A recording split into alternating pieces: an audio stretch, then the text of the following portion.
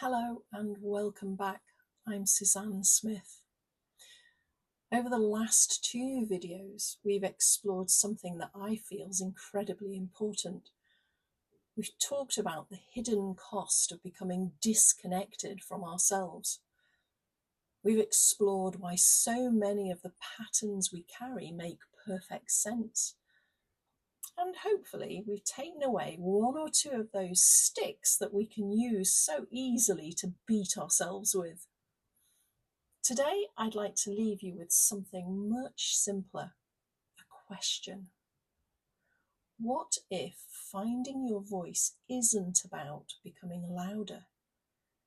What if it's about becoming quiet enough to hear yourself again? I think many of us spend our lives surrounded by noise, not just the noise of busy lives, although that's certainly plenty of it and certainly a part of it. I mean the quieter noise, the stuff that's happening in the background. Expectation, responsibility, habit, guilt, the pressure to cope, the pressure to keep everyone happy, and the pressure to be everything to everyone. When those voices become loud enough, it's hardly surprising that our own voice becomes very difficult to hear, not because it's disappeared, it's simply become quieter than everything else around it. Now, one of the things that I often notice is that people assume that change begins with action. I need to set boundaries. I need to say no. I need to stop worrying. I need to be more confident. Now, they're all understandable thoughts, but I've come to believe that change begins somewhere much, much gentler. I think it begins with space. Space to pause. Space to breathe. Space just to notice. And space to become curious. Because it's very, very difficult to hear yourself when life never becomes quiet enough to listen. Now, this doesn't have to be something complicated. Sometimes it starts with just the smallest of questions, like, how am I feeling today? What do I need right now? What feels true for me? Not what should I do or what would everyone else want? Just what feels right, what feels true for me. And just allow yourself to know that there isn't a perfect answer. There's just your answer, and that answer is enough. People sometimes ask me what I mean by finding your voice. They're often expecting me to talk about becoming more confident or speaking up more. Sometimes that is part of it, but it isn't really what I mean. Finding your voice isn't about becoming something different to who you are now.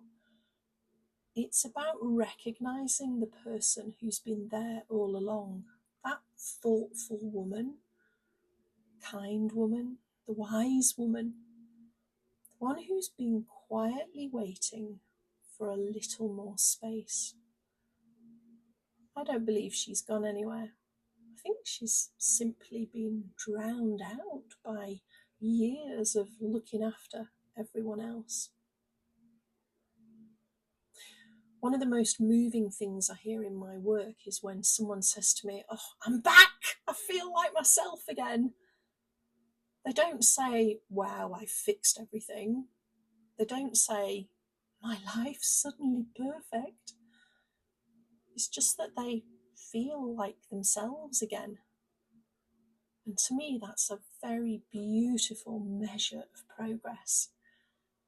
Because when we reconnect with ourselves, something begins to shift. We make decisions a little more easily. We notice our limits a bit more quickly, a bit sooner. And we feel less guilty about honouring our needs. We stop looking outside of ourselves quite so often for the answers and turn inwards. Not because someone else has given us confidence, but because we're beginning to trust ourselves again. And it's a process that doesn't happen overnight. And it doesn't happen because we suddenly become fearless and brave. It happens one small moment at a time. Each time we pause before automatically saying yes. Each time we notice what we're feeling inside instead of ignoring it or pushing it away. Each time we choose curiosity over criticism. Each time we make just a little more space. And those moments matter way more than you can imagine they might. It's one of the reasons I created the Finding Your Voice session. Not because I believe that I have the answers for you, I don't. What I believe is that every person already carries their own wisdom. And sometimes life simply becomes so noisy that it's really difficult to hear it. The session is an opportunity to kind of slow everything down and to gently untangle, unpick one situation that's quietly draining your energy, and to notice the different voices that are perhaps influencing your choices. And by working together, we create enough space for you so that your own voice becomes a little clearer. Not because I tell you what to do, but because I believe you already know what to do and you carry that wisdom perhaps more deeply than you realise. Sometimes we just need someone to sit alongside us while we're reconnecting with it. I'd like you to leave you with one final thought.